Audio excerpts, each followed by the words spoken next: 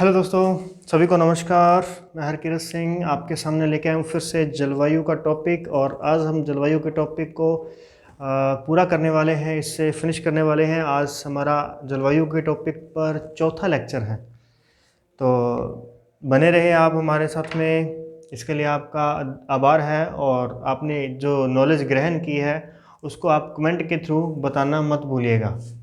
तो ठीक है, देखते हैं आज हम इसके फोर्थ लेक्चर को देखते हैं। आज हमारी फोर्थ क्लास है भारत की जलवायु पर, और आज हम इसे लास्ट देखते हैं। हमारा फोर्थ ऋतु की बात चल रही है, शीत ऋतु। लास्ट ऋतु हमारी रह गई थी यहाँ पे, और हमने वर्षा ऋतु को अच्छी तरीके से देख लिया था। बहुत ही इम्पोर्टेंट ऋतु थी वर्षा ऋतु, जिसे दक्षिण पश्चिम मानसून काल भी कहा जाता है। और उसके बाद हमने देखा था शरद ऋतु। शरद ऋतु को लौटते मानसून का काल कहा जाता है, यानी उत्तर पूर्व मानसून काल भी कहा जाता है। ये सब बातें ध्यान रखना। अब हम देखते हैं शीत ऋतु को। शीत ऋतु को हमने डिसाइड किया है 15 नवंबर से लेकर के 15 फरवरी तक, ये हमारे पास में रहेगी शीत ऋतु। अब इस बीच हमें देखना है कि क्या कंडीशन होने वाली है। अब यहाँ पर फिर से वही सेम चीज़ अपने को ध्यान रखनी है कि ये हमारे पास में है 0 डिग्री भूमध्य रेखा और 23.5 डिग्री नॉर्थ अक्षांश यानी कर्क रेखा, और 23.5 डिग्री साउथ अक्षांश मकर रेखा। अब हो क्या रहा है इस समय, नवंबर से फरवरी यानी बीच में दिसंबर भी आएगा। नवंबर के बाद दिसंबर आएगा, तो दिसंबर के समय आप सभी को पता है कि सूर्य जो है वो कहाँ पे होता है, मकर रेखा पे होता है। 22 दिसंबर को 22 दिसंबर को मकर रेखा पर सबसे छोटा दिन होता है। 22 दिसंबर के समय मकर रेखा पर तो सबसे बड़ा दिन होता है और रात छोटी होती है। जबकि इसी समय इसी दिन उत्तर में अपन देखते हैं, यानी भारत में देखते हैं कि भारत में 22 दिसंबर को सबसे बड़ा रात और सबसे छोटा दिन होता है। दिन जो होता है सबसे छोटा होता है और रात सबसे बड़ी होती है। कहाँ? भारत के अंदर। ओके, तो इस समय क्या होगा, इस समय जो हमारे पास में ITCZ था वो कहाँ चला गया इस बार, वो चला गया है 0 डिग्री से 10 डिग्री साउथ में। 10 डिग्री साउथ में चला गया है। तो ये सेट पवनें जो है ये थोड़ा पीछे से शुरू होंगी, और नेट पवनें जो है वो इस प्रकार से यहाँ से वापस लौटना ये वैसे ही चलती रहेंगी। अब इसके बाद में देखना है कि ये जो नेट पवनें ऊपर से आ रही हैं, इनसे भारत में कैसी स्थिति बन रही है, उसे हम अभी देखते हैं। तो इसके लिए चलिए सबसे पहले शुरू करते हैं।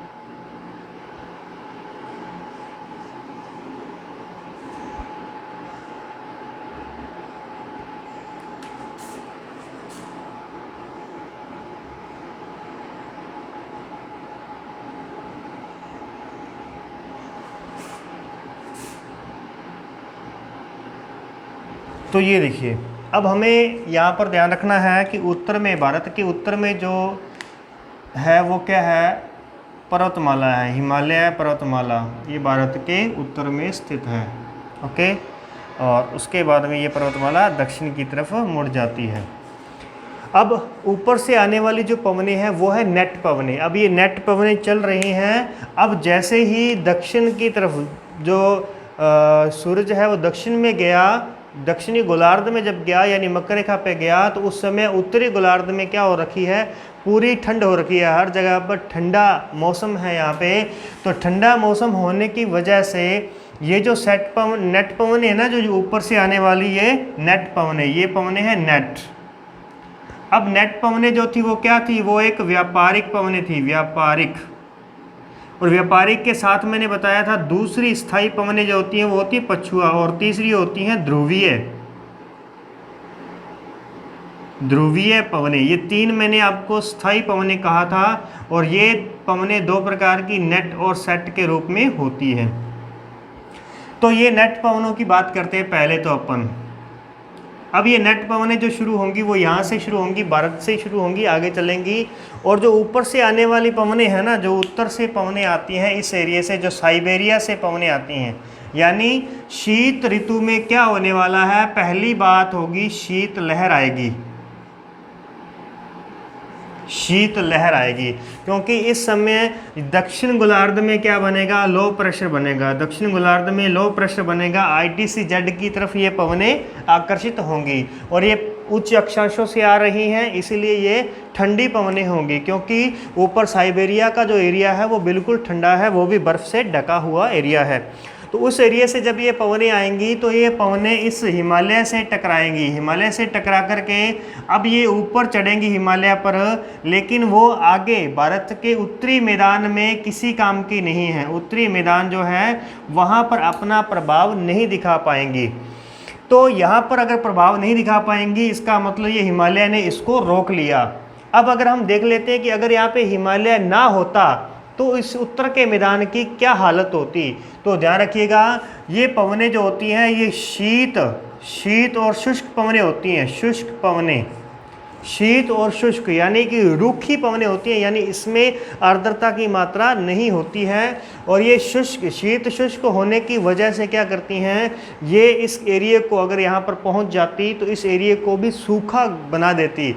यानी जिस प्रकार से गोबी मरुस्थल है, गोबी मरुस्थल जो है ना ये मंगोलिया के अंदर है। गोबी मरुस्थल ये किसकी वजह से बना है, ये इनकी वजह से, इन पवनों की वजह से गोबी मरुस्थल बना, जो कि विश्व का एक ठंडा मरुस्थल है। ये विश्व का एक ठंडा मरुस्थल है जो कि मंगोलिया देश में है, मंगोलिया देश में है। दूसरी बात, हिमालय पर्वतमाला वहाँ तक इन दक्षिण पश्चिम मानसून को वहाँ तक नहीं जाने देता, यानी वहाँ तक वर्षा नहीं होती, जिस वजह से ये मरुस्थल बना हुआ है।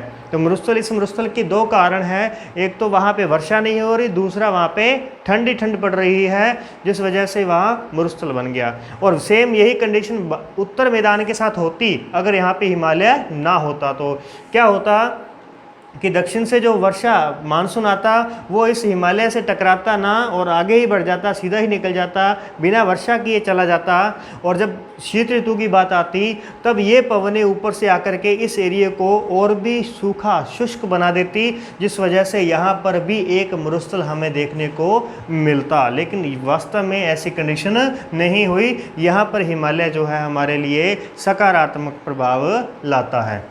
ओके, तो ये ध्यान रखिएगा इस बात को, क्योंकि ये जो टॉपिक है, ये जो क्वेश्चन है, ये आपके कंपटीशन के लिए बहुत इंपॉर्टेंट रहते हैं। क्योंकि आजकल जो क्वेश्चन आते हैं वो आते हैं कथन और निष्कर्ष के रूप में, कि हमसे ये पूछता है कि यदि हिमालय पर्वतमाला ना होती तो उत्तर के मैदान की क्या हालत होती। तो हमें कह सकता था, नीचे वो कथन दे दिया, अब हमें कारण दे देता कि ये ऐसा हो जाता, तो हमें वो डिसाइड करना पड़ता कि इसका कथन सही है या कारण सही है, गलत है। तो ये चीज़ें हमें वहाँ पे डिसाइड करनी पड़ती हैं। तो इसीलिए उनके बेस को समझें तो ये क्वेश्चन बहुत ही इम्पोर्टेंट बनता है। ठीक है, तो ये तो थी शीतलहर। अब शीतलहर भारत में एंटर नहीं की, इसलिए ज़्यादा ठंड नहीं पड़ती यहाँ पे।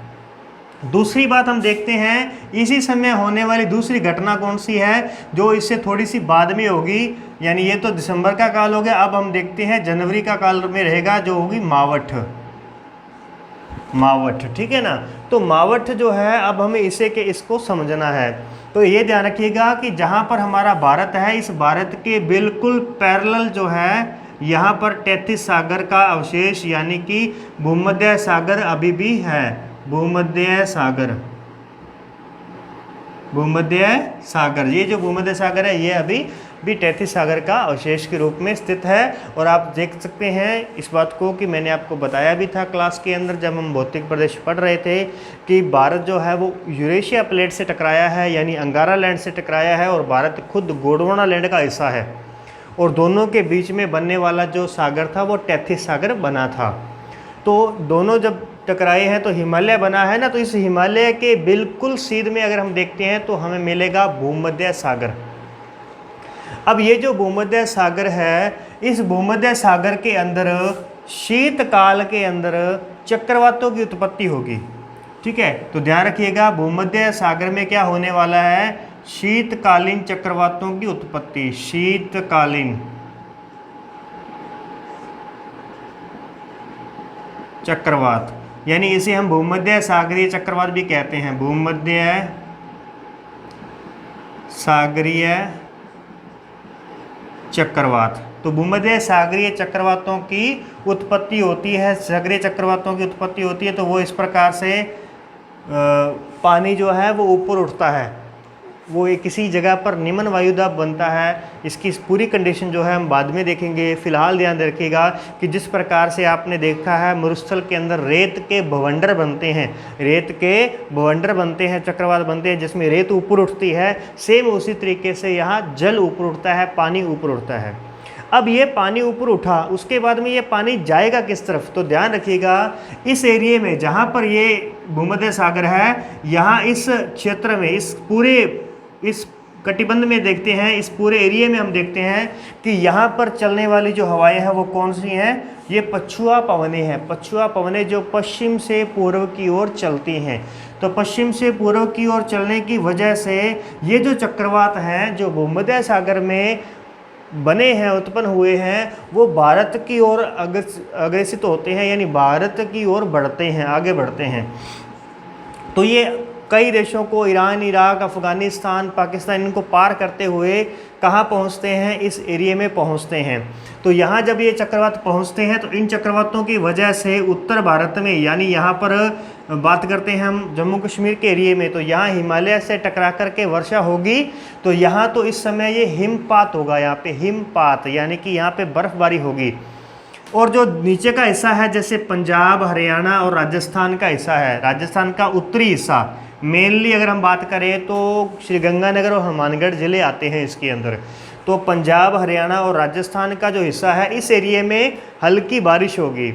अब ये हल्की बारिश जो होगी ये किसकी वजह से हुई? शीतकालीन चक्रवातों की वजह से हुई, भूमध्य सागरीय चक्रवातों की वजह से हुई, या हम इसे कहते हैं पश्चिमी विक्षोभों द्वारा होने वाली वर्षा। और इसका हमने नाम रख दिया, क्या नाम है? मावठ।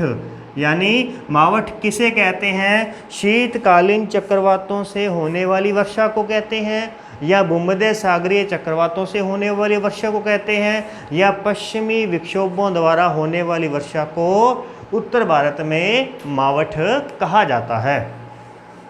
क्लियर है इतनी बात?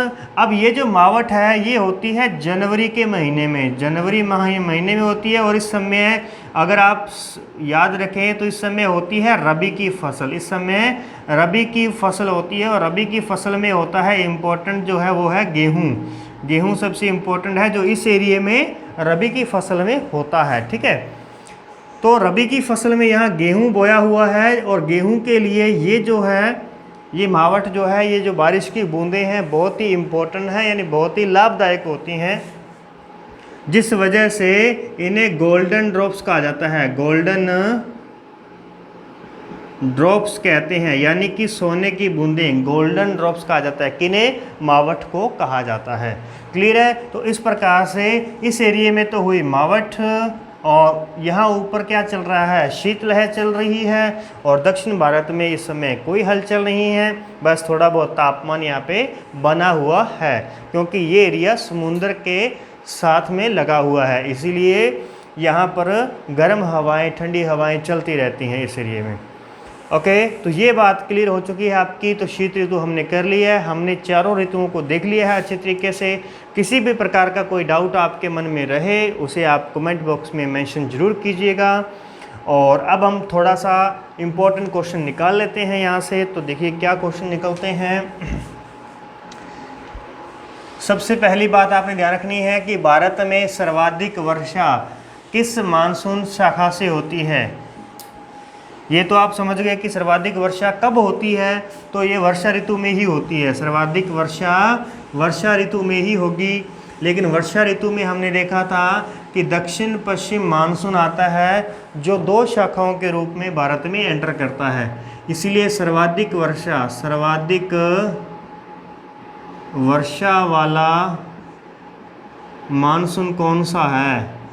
तो आंसर आएगा बंगाल की खाड़ी का मानसून, ठीक है, मानसून। दूसरी बात, ये तो भारत की बात हो रही है, पूरे भारत में सर्वाधिक वर्षा किस मानसून से होती है। लेकिन अगर हम सिर्फ दक्षिण भारत की बात करें, दक्षिण भारत, तो दक्षिण भारत में सर्वाधिक वर्षा किसके कारण होती है? तो वो होती है अरब सागरीय मानसून के कारण होती है, अरब सागरीय मानसून। ओके, इसके बाद हम बात करते हैं कि भारत में औसत वार्षिक वर्षा कितनी है। औसत वर्षा कितनी है? वर्षा का यानी कि औसत कितना है, एवरेज, यानी सबसे अधिक वर्षा तो ये है 1140 सेंटीमीटर, और सबसे कम वर्षा अगर हम बात करें, देखो सर्वाधिक वर्षा वाला अगर हम कहें राज्य कौन सा है? सर्वाधिक वर्षा वाला राज्य है तो हमें मिला कौन सा? मेघालय। और कम वर्षा वाला राज्य कौन सा मिला? तो राजस्थान। ठीक है, यहाँ तो 1140 सेंटीमीटर वर्षा हो गई, लेकिन पूरे राज्य की कितनी है एवरेज वो अपने को नहीं पता, वो नहीं पूछी जाती। मेघालय में तो एक ही स्थान पर 1140 सेंटीमीटर वर्षा होगी, और राजस्थान में अगर हम बात करें सबसे कम से कम वर्षा, तो कम से कम वर्षा हमें मिलती है 5 सेंटीमीटर, यहाँ 20 सेंटीमीटर कम से कम मानी जाती है। अब इन दोनों का एवरेज अब जब निकाला जाता है, यानी पूरे भारत का एवरेज, तो एवरेज हमें मिलेगा 118 सेंटीमीटर। पूरे भारत में 118 सेंटीमीटर वर्षा होती है। फिर हम देखते हैं कि 118 सेंटीमीटर है, और पूरे भारत का 75% भाग जो है ना, 75% भाग औसत से कम वाला है, औसत से कम वर्षा वाला स्थान है। ठीक है ना, भारत का 75% भाग औसत से कम वर्षा का क्षेत्र है, कम वर्षा का क्षेत्र है। यानी यहाँ पे क्वेश्चन बनेगा कि भारत में औसत वर्षा से कम का स्थान कौन सा है? औसत वर्षा से कम। अब औसत वर्षा कितनी है? 118। अब ऐसा कौन सा स्थान है जो 118 से भी कम वर्षा होती है जहाँ पे? तो 1/4 भाग, कितना? 75% भाग, यानी 1/4 भाग पूरे भारत का 3/4 भाग, यानी तीसरा हिस्सा 118 सेंटीमीटर से भी कम वर्षा प्राप्त करता है, और एक हिस्सा ओनली 118 से अधिक वर्षा प्राप्त करता है। फिर उसके बाद देखिए कि सूखा संभाव्य क्षेत्र कैसे डिसाइड किया जाता है? सूखा संभाव्य क्षेत्र कैसे डिसाइड करेंगे? जहां 75 सेंटीमीटर से कम वर्षा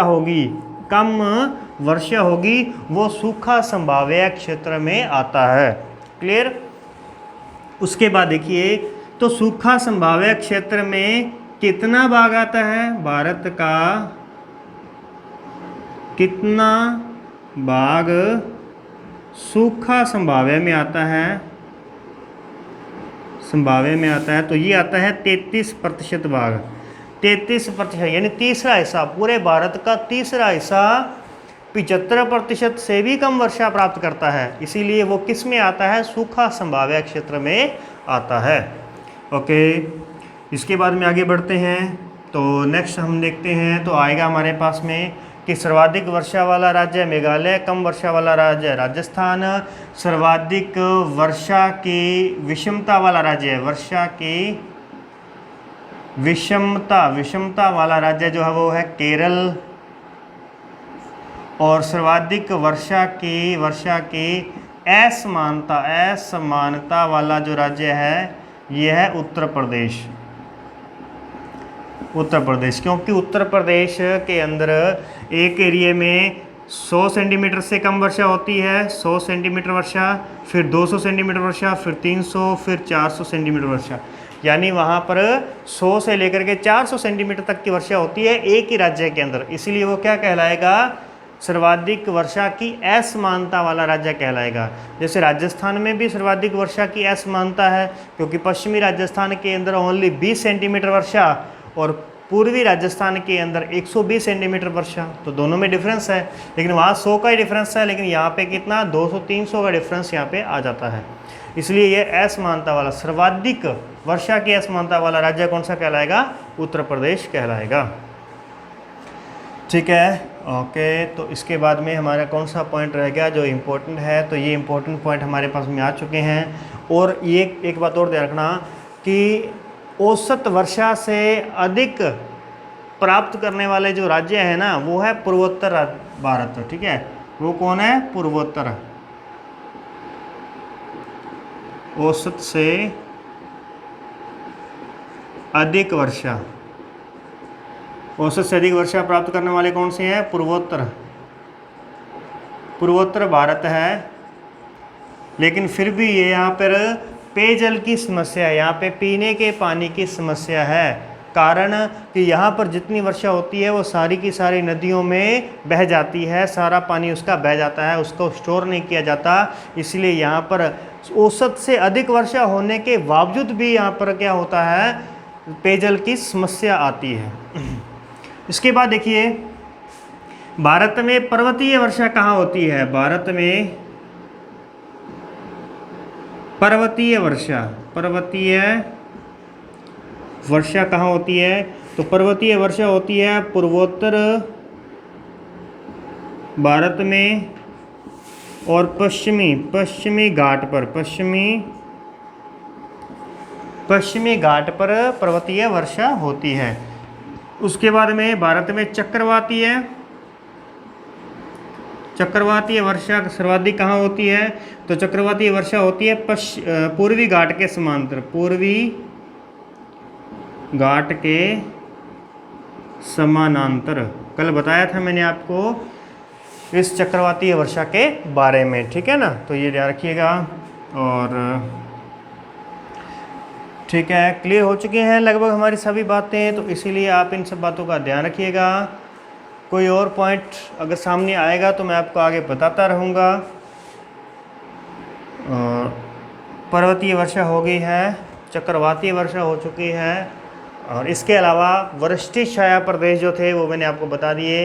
एक तो पश्चिमी राजस्थान है, वो भी एक वृष्टि छाया प्रदेश है, और एक तमिलनाडु है, वो भी क्या आता है? वृष्टि छाया प्रदेश में आ जाता है।